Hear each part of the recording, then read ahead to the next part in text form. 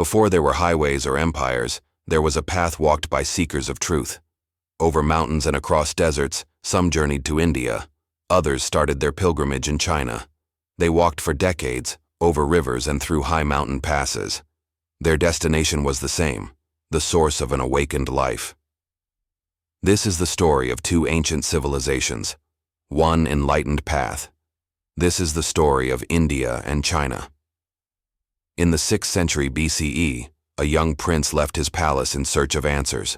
He'd heard of a new kind of master, one who taught the way to end suffering without rituals, sacrifices, or gods to pray to.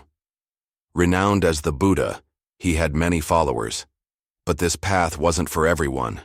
Many more would walk the path of awakening centuries later, after the Buddha's teaching had spread northwards.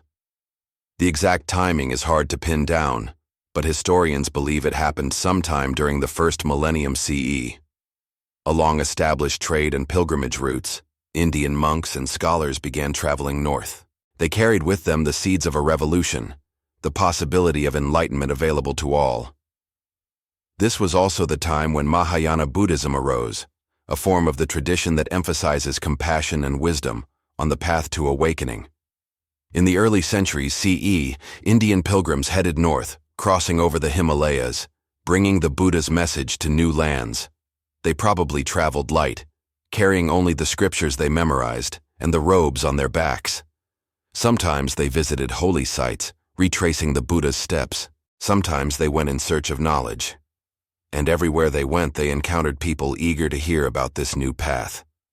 These early encounters are little more than legends today, stories that may have been based on real events but have become embellished with myth over the centuries. Like the story of Lokaksema, an Indian monk who traveled to China in the mid-1st century CE. He was said to have reached the imperial court and converted Emperor Ming of China to Buddhism. While the details of his life are lost to history, the fact that such journeys were undertaken is well documented, and so the Buddha's teachings took root in China. But the blossoming of Buddhism in China didn't happen for another 400 years.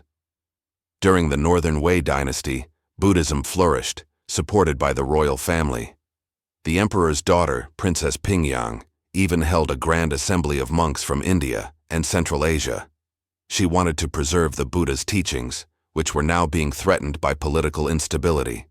So she asked her father, Emperor Xiaowen, to sponsor a trip to India to collect Buddhist scriptures. And he agreed. The mission was led by a monk named Tritsna.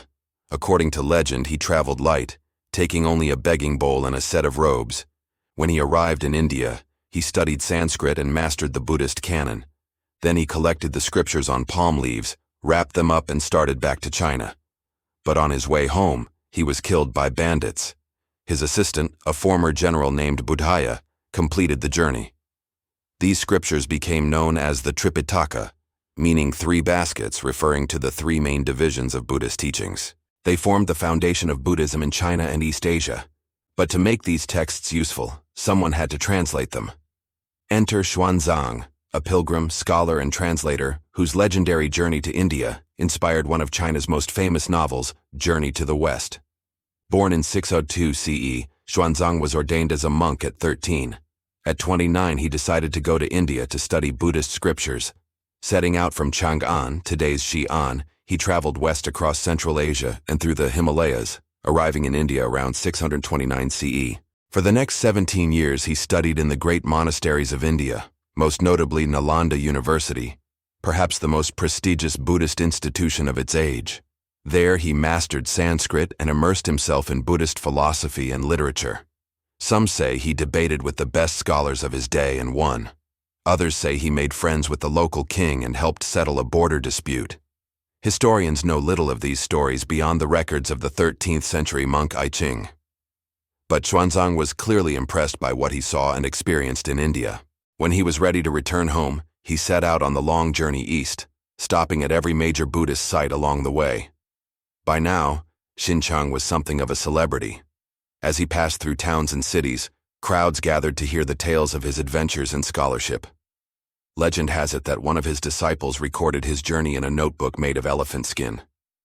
While the original is lost, copies survive today, giving us our best account of the times and travels.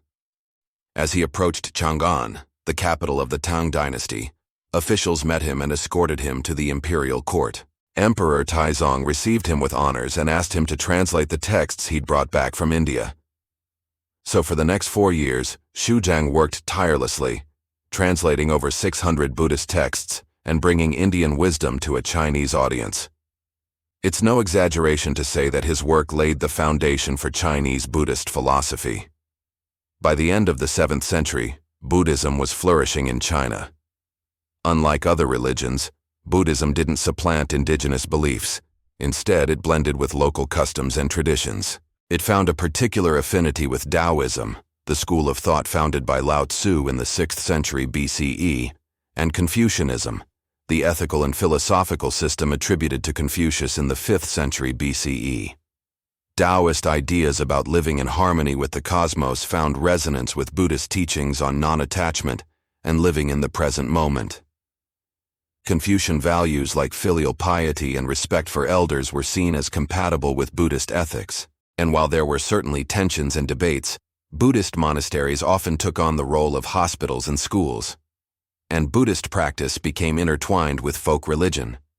Support from the elite was crucial to this process, particularly from 2 emperors, Emperor Wu of Liang in the Southern Dynasty and Tang Taizong in the Tang Dynasty. Both men were patrons of the arts and learning, but their support for Buddhism was rooted in different motivations. For Wu, Buddhism was part of a broader ecumenical policy, a way to rally the disparate peoples of his empire under a common banner. For Taizong, Buddhism provided a way of governing. His advisors likened the Buddha to Confucius and saw the Eightfold Path as a way to promote social harmony. In fact, Taizong corresponded with the Indian emperor, Harsha, who ruled much of northern India in the 7th century. The 2 men never met, but their letters reveal how far the Buddha's message had spread and taken root. This imperial favor led to the construction of many Buddhist temples, some built over existing Taoist shrines. Some were modest, while others like the Foguang Temple were lavish affairs, boasting exquisite wood carvings and colorful murals. But some of the most impressive Buddhist art is found in caves. Across China, thousands of caves were adorned with sculptures and paintings. Among the largest and finest examples are those at Longmen and Dunhuang. Carved between 493 and 953 CE, the 1,000-roomed Longmen caves contain over 100,000 statues. Nearby, tucked away in a remote corner of the Gobi Desert, is the Mogao Caves, better known as the Caves of the Thousand Buddhas. Dating from the 4th century to the 14th century, these 492 caves contain everything from simple clay figurines to richly painted murals depicting scenes from Buddhist scriptures. Around the same time, Buddhism was going through its own distinct evolution in China. 3 major schools emerged: Chan or Zen, which emphasizes meditation and direct experience; Pure Land, which focuses on rebirth in a heavenly realm of bliss; and Tiantai, which sees the sutras as a map of the path to awakening. Each school had its own approach, but all 3 shared a commitment to practice over dogma, to the idea that scripture should be contemplated, not just read. In fact, many of China's greatest poets got their start writing hymns and chants in praise of the Buddha. And as Buddhism spread from the eastern provinces to the south, it encountered new artistic traditions.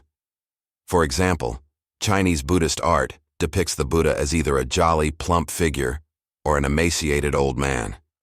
These images don't appear in the earliest scriptures, but they're informed by Chinese aesthetics. Similarly, stupas, the Indian term for Buddhist shrines, evolved into pagodas, sometimes multi-tiered towers adorned with elaborate carvings and finials.